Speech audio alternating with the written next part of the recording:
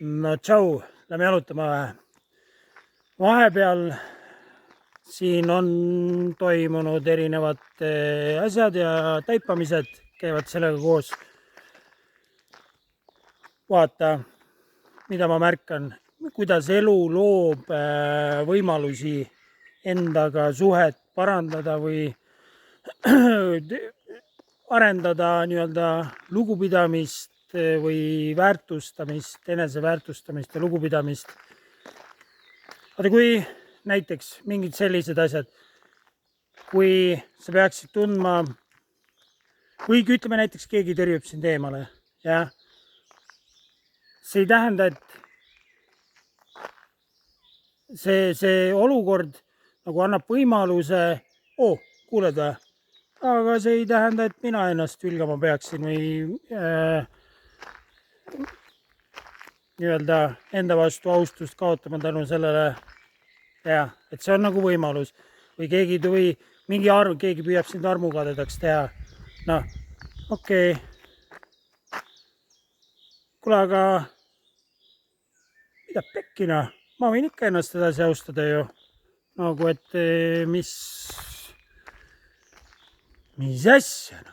Või keegi tekitab mingisuguse süü või tahab mingit süüd või häbi. Vaata, mis sa kunagi teinud oled või vaata. Ja siis see on ka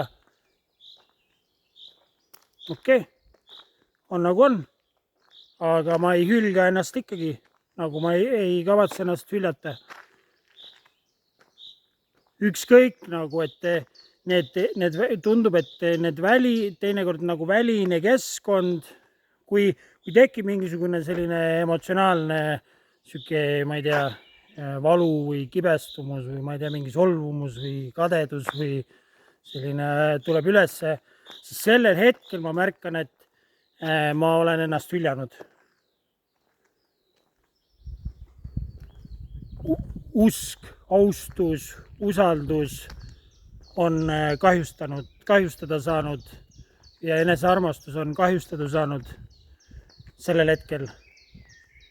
Ja siis, kui sa nagu püüad kinni selle, et see toimub, siis on võimalik, okei, ma kogen seda ja samal ajal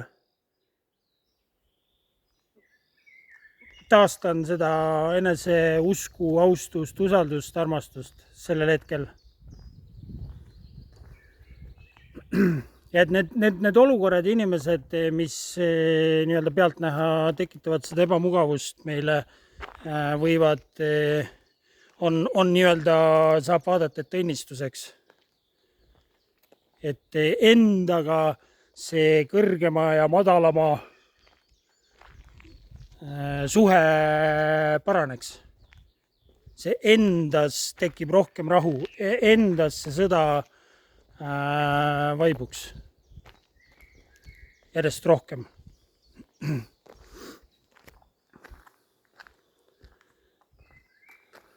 Ja vaata, selline eneseaustus, nagu suur eneseaustus, kui inimesel on nagu austus ja usk endasse, siis see võib tunduda pealtnäha nagu egoism või isekusena, kui inimesel ei ole nagu need, kellel ei ole enesearmastus paigas, neile võib tunduda see sellisena, et see on ikka üleülbeks ja uhkeks läinud. See võib jätta nagu sellise mulje. Aga võtame nagu isekus. Minu meelest, isekus, kuidas sa võtad isekus? Mis asi on isekus?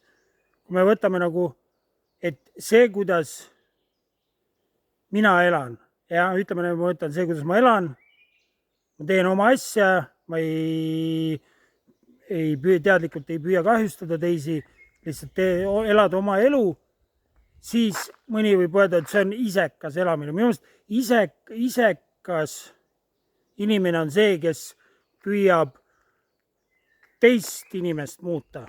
Nagu, et sina elad kuidagi teistmoodi, vaata, sina elad kuidagi valesti. Nüüd ma olen isekas. Aga siis, kui tegeleme iseendaga, nagu kui ma tegelen iseendaga, nagu et ma ei torgi teisi ja luban elada kõikidel teistel nii, nagu nad tahavad elada, siis ma näen, et see ei ole isekus. Isekus on jah, et siis, kui sa hakkad mulle ütlema, kuidas mina pean elama. See on isekus. Näen. Ja vaata, ka see, et mis meil on aeg ja energia ja ütleme, et meil on kasutada nagu oma tähelepanu ja energia. Nii. See on see, mis on meie, nagu mida me saame öelda, mis on nagu meie. Ja see on täielikult, ma näen, sinu asi. Mida sa sellega teed? Ja. See on sinu, see on, tähendab sünniõigusega said kaasa selle, see on sinu. Ja nüüd minust oleks isekas see, et mina tulen sulle süüd või häbi või mis iganes manipulatsiooni tegema, et sa kasutad oma tähelepanu ja energiat valesti. Nagu sa peaksid seda kuidagi tegema, kasutama nii, nagu mina tahan. Ja. See on nagu isekus. Aga kui sa kasutad seda, aga kui sa kasutad seda nii, nagu sa ise ette näed, parimaks pead, kuidas sul endal meeldib, ja me teeme nagu nii kõike, mida me tahame, ja ühel või teisel juhul me teeme, mida me tahame. Kui oleks, ma näen, et kui oleks isekaid inimesi rohkem, võib-olla siis oleks õnnelikke inimesi ka rohkem, no. Kõik nagu ala teada, ma ohverdan, ma teen seda, ma kellegi teise nagu, et siis ma teen õigesti ja tegelikult sisimas nutad ja oled täiega madalas kohas ja õnnetu, aga ma ohverdan ennast julmalt, no. Aga see siin nagu, see elususse sisse ei too, särasusse sisse ei tekita, no. Aga võib-olla kui sa oleksid natuke isekam, siis sa lööksid särama, oleksid õnnelikum ja kõik teised ümber saaks ka sellest kasu. Aga kui me mõtleme, ma näen, et kui me oleme nagu, ma olen täielikult isetu ja kõik ainult ohverdada, teen kõiki teaks kõike ja siis nad ei öelnudki mulle, et ma olen tubli ja siis oled veel, ja siis kunagi elu lõppema hakkab, siis halad seal kirstus, no. Kõigil oli pohhui, mis ma nende jaoks tegin. Järgmine kord ma olen isekas. Ma arvan, et alustada tulekski isekusest.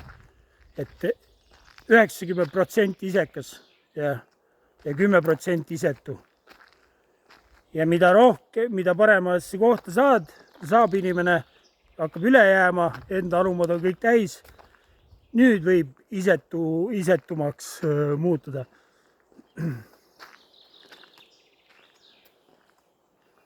See on minu arvam, minu nägemus asjast. Alguses oled isekas oma tähelepanu ja energiaga, ehitad oma, ma räägin lihtsalt nagu üldiselt, ehitad oma elu selliseks elamisväärseks, nagu sulle tundub, sees särad, oled õnnelik ja siis hakkame vaatama, kelle elu veel saaks ägedamaks teha või lihtsamaks või kuidagi aidata või toetada. Ja.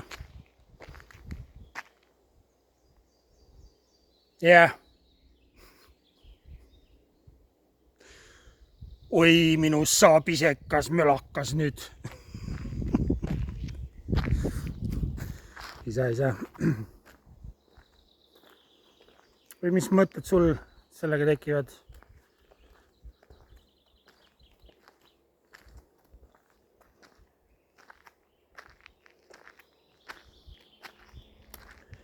Väga kõik head.